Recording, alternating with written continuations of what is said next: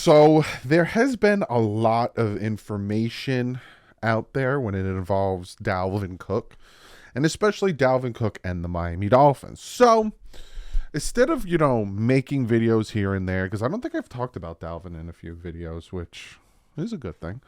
But instead of making videos here and there talking about that, I thought, let's make one video, talk about everything, and clear it all up.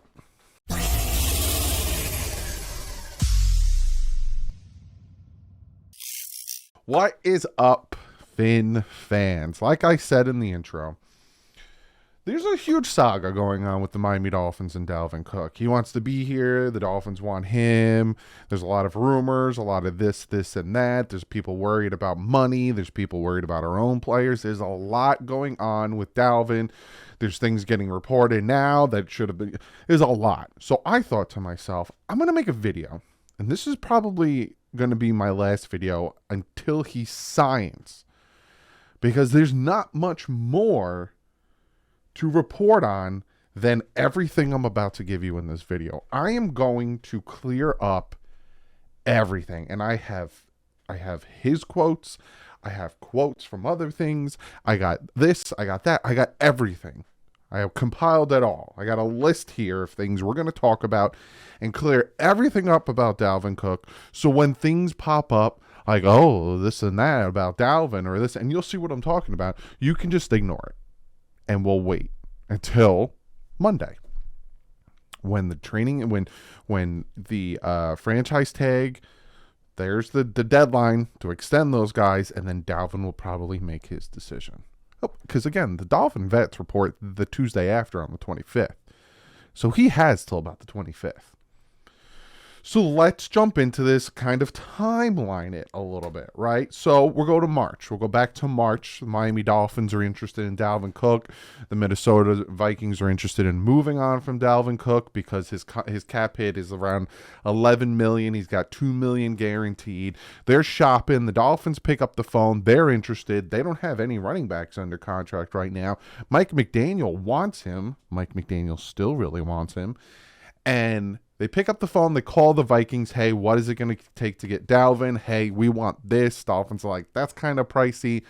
And the Minnesota Vikings are like, oh, that's where we kind of stand. And the Dolphins essentially say, you want this much. And again, I don't know the pick compensation, but he also is going to get about $11 million. No one wants to take on his contract. Well, this is what we want. All right, well, we'll get back to you.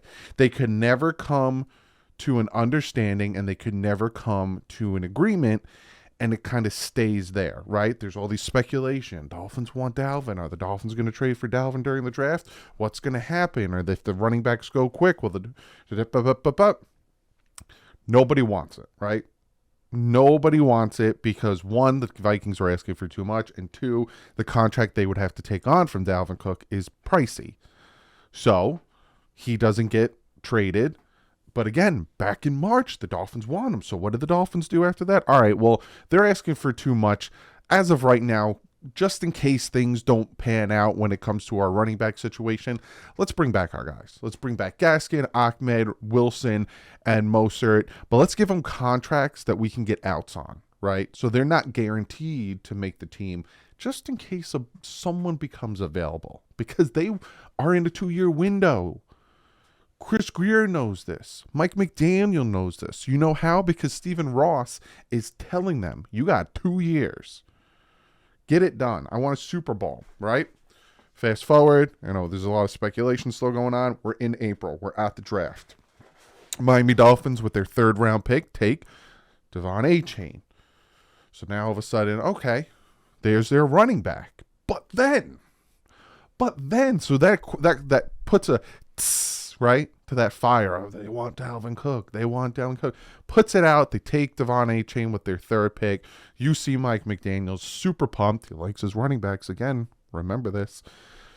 So they put that out. But then all of a sudden, DeAndre Swift is available because they took their running back in the 1st round. So DeAndre Swift is available.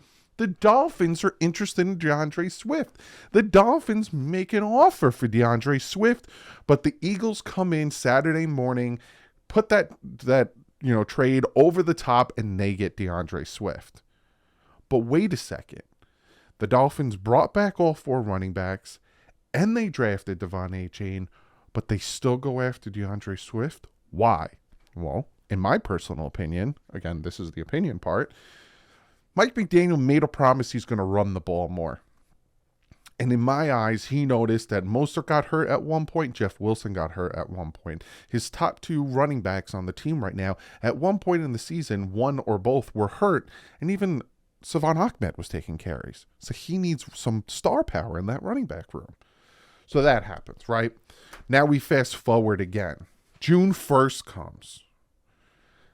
Dalvin Cook, he gets cut because no one, again, is going to trade for him.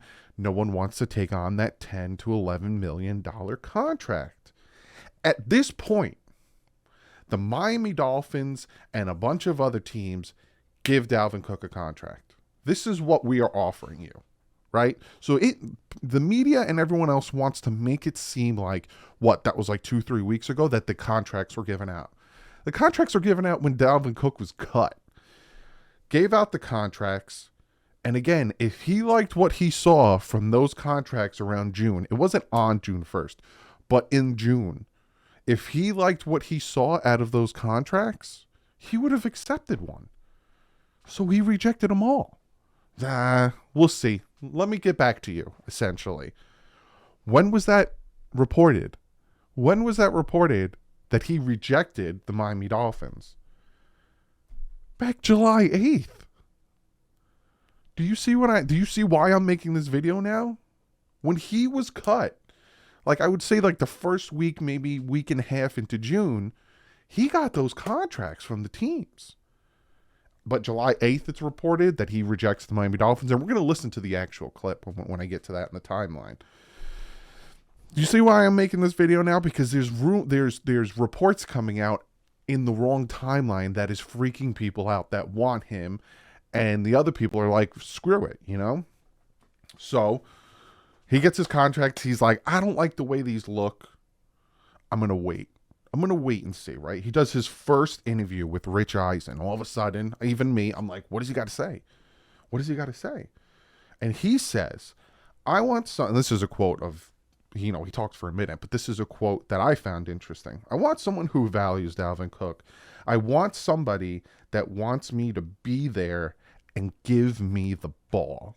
So that instantly makes you think he wants to be RB1. He doesn't want to be part of a committee. He doesn't want to be part of a situation. He wants to be RB1, and he wants to be the star running back of that team. So me and a lot of Dolphin fans were like, well, that might not happen in Miami. So does he not want to come in Miami?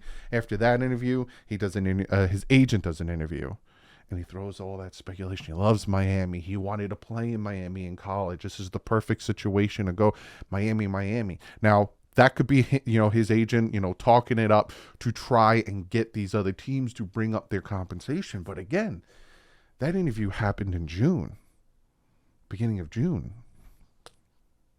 He didn't sign anywhere. Then he has a second interview, right, on Sirius XM radio, saying the Miami Dolphins are a perfect fit, right?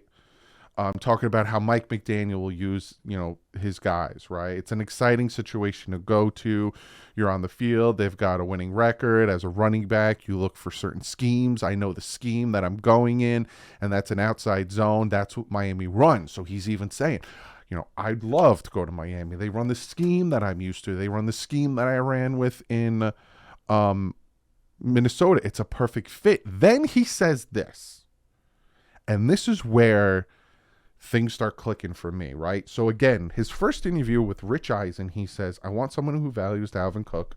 I want someone that wants me to be there and to give me the ball. Give me the ball. But now, a couple weeks later, or a week or so later, he says, if it comes to me taking less reps, but being in the perfect situation to hold up that trophy, I don't mind. Did you notice a shift in his mentality and a shift in what he wants? Perfect fit Miami Dolphins. I love their zone run scheme. It fits me perfectly. And if it comes to me taking less reps, but being a part of a situation to hold up that trophy, I don't mind. I just want to go somewhere where I can get the ball and help somebody win.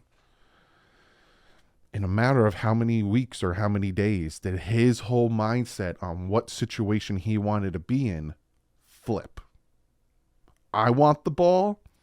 I don't mind taking less reps. I don't mind being RB1, RB2. I don't mind that as long as I can help somebody win a championship, after saying the Dolphins are a perfect fit, right? So then there's that interview. Then he turns down an interview. Now, he doesn't come out flat and say who, but he says, essentially quoting, I think it was Pat McAfee's podcast, I turned somebody down already. I turned an interview down already. Now, it's not Miami.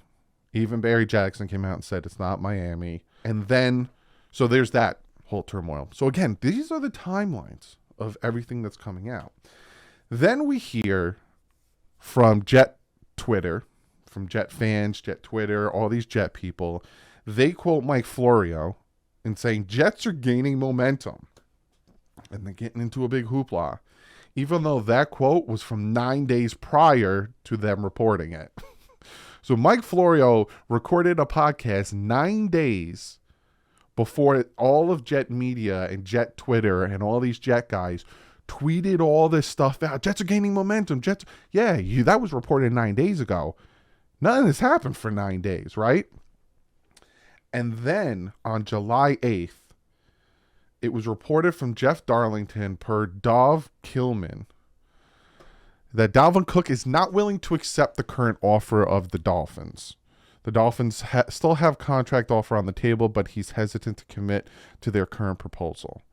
Now, do you see what I'm talking about? How much stuff and how much interviews and everything did I talk about in between the Dolphins giving the contract back in June and then July 8th, this being reported? And this is why I'm making this video, because there's a lot of miscommunication and a lot of things missing. And even more miscommunication, right? Because you hear this, you read this tweet from Dov Keelman, and again, it says verbatim, update, Dalvin Cook is not willing to accept the contract offer from the Miami Dolphins per Jeff Darlington. The Dolphins still have a contract offer on the table, but he's hesitant to commit on their current proposal. So you hear that and you think he doesn't want to play for Miami.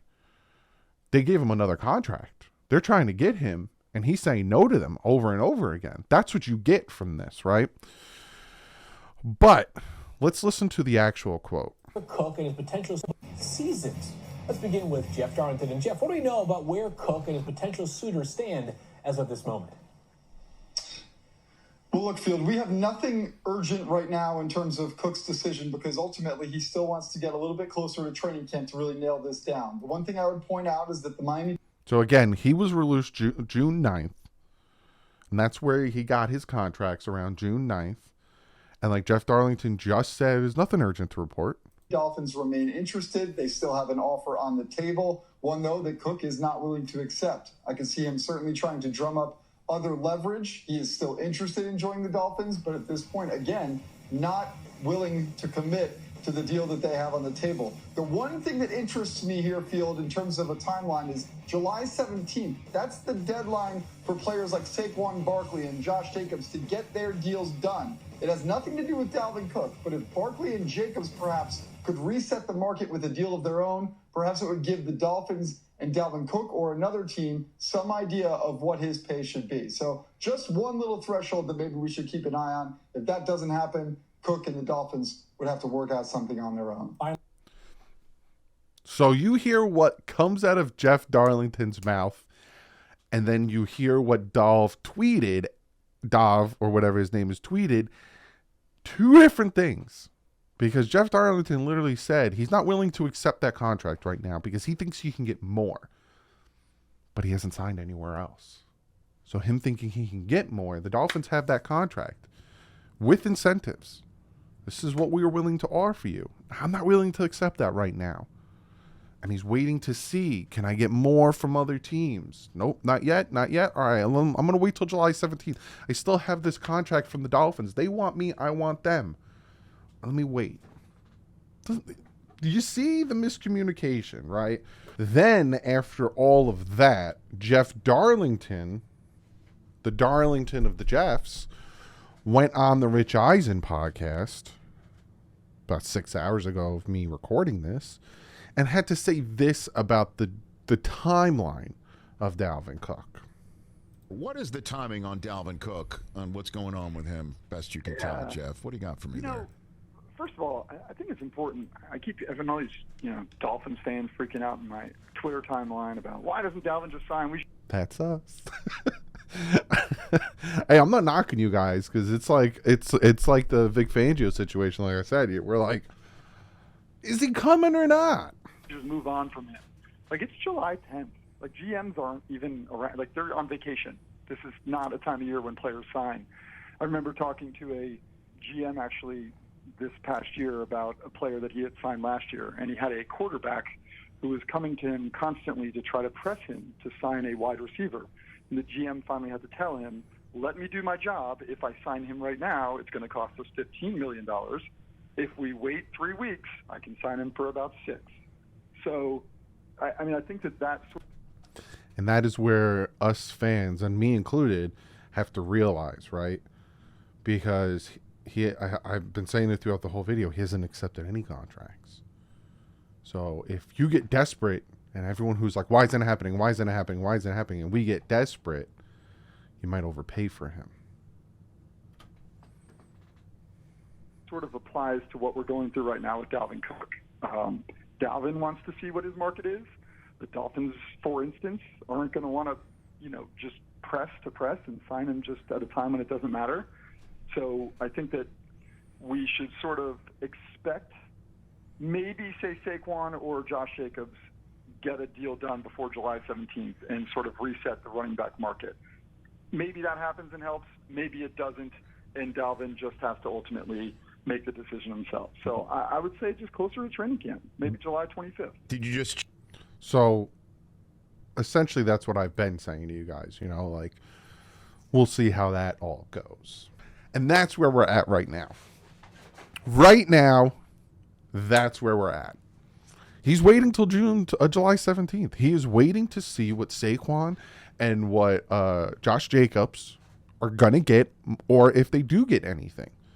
And if they don't set the market, like Jeff Darlington said, well, the Dolphins and Cook, if they're still interested in each other, will have to come to some type of understanding and an agreement, which I have been telling you guys since March, since June, since this all started, that if Dalvin Cook, who wants this money, and the Miami Dolphins, who want to give him this money, can come to some type of agreement, he's going to be a Miami Dolphin.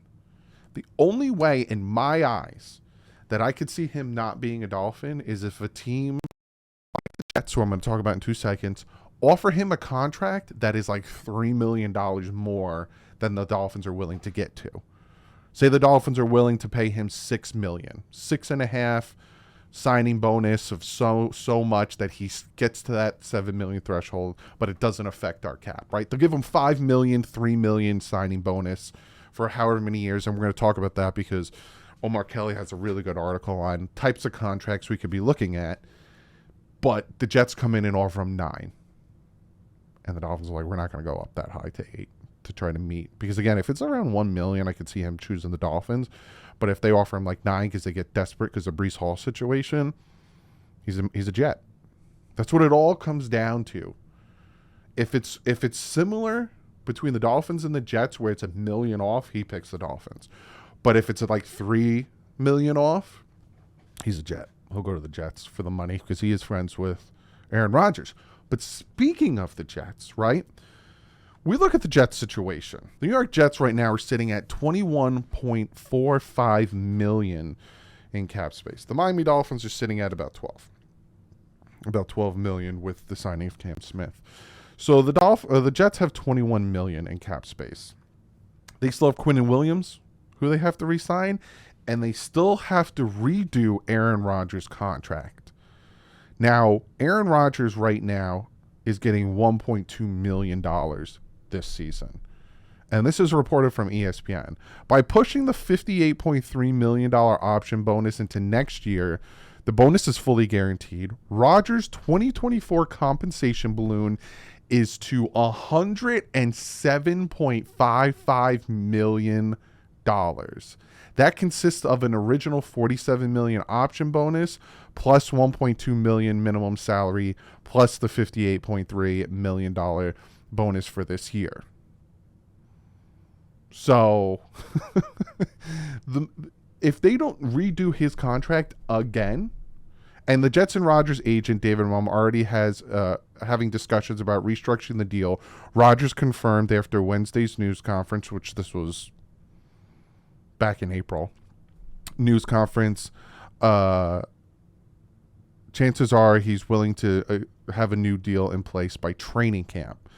They need to redo Rodgers' contract. So their cap is going to go down too.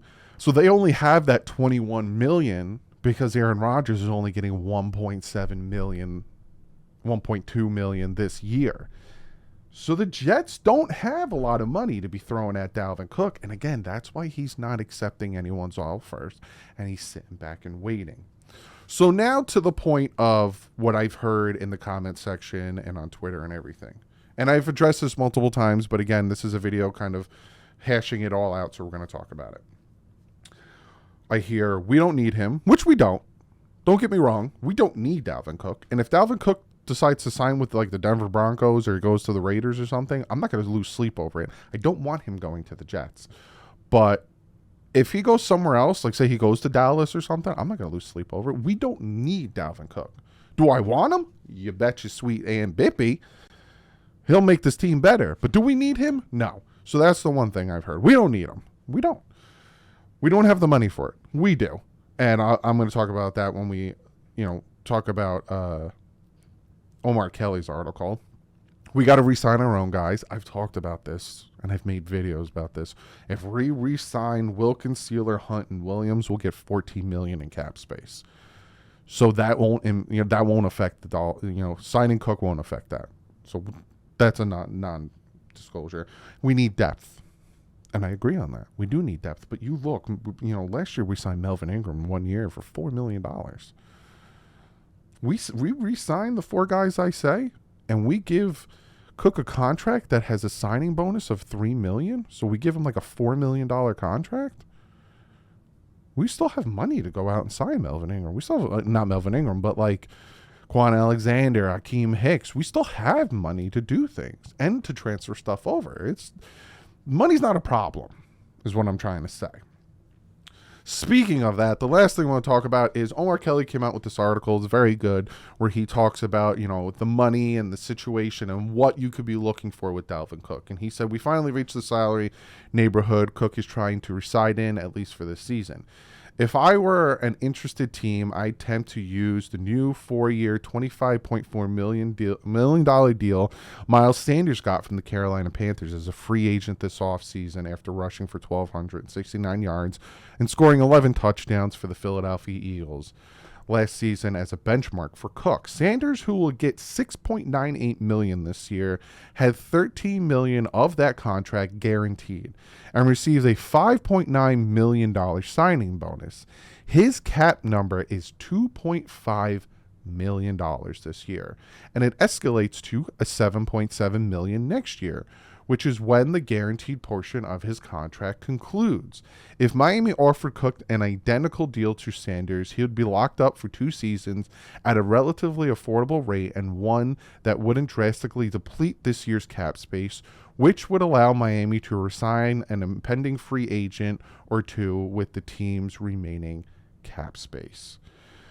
A more realistic deal, to use a blueprint, would be the 3-year, $21 million deal James Conner got from Arizona last offseason. Conner will earn $6.4 million this year, and a base of the details of the contract, which guarantee the former Steeler starter $13.5 million and paid him a $6 million signing bonus. The year 1 cap hit is just shy of $4 million. So again, like Omar Kelly's saying, we could structure these contracts that the cap hits this year, like Sanders' cap hit this year is only 2.5, and James Conner's cap hit is about 3 point something million. And then we'd still have money, like he said, to re-sign our guys or to go out and get free agents. Structuring the contract is important. And I know that Dalvin Cook wants longevity. He doesn't want a 1 year, deal. He's looking, I'd give him a 3-year deal, kind of like that Sanders situation. So all in all, I hope you enjoyed this. I hope you understand and enjoyed the breakdown and see where we're at right now with Dalvin Cook, right? This is the last time I'm going to talk about Dalvin Cook, right? There might be some breaking news. Dalvin Cook is or breaking news. I will only make a video under 2 circumstances about Dalvin Cook. 1, if he meets with the Dolphins, and 2, if he signs with the Dolphins. If he meets with the Jets, I'm not making a video about it. If he signs with the Jets, I'll make a video about it saying this sucks. And we'll talk about if the contract is like $1 million and you couldn't have blah blah blah. But I feel like I have gave you all the information, and I think you now fully understand that the people who are worried about money and re-signing and going out and getting guys, we can still do all that. And where the Dolphins are at, which is exactly where they were when they offered him the contract. He wants to be here. They want him. It's a waiting game. So I hope you enjoyed it. Let me know. Like I said, Monday I will pick the winners of the ticket giveaway. The link will be in the top of the description if you haven't signed up yet. I will see you guys tomorrow. We are breaking down cornerbacks. But other than that, like usual, stay classy and fins up.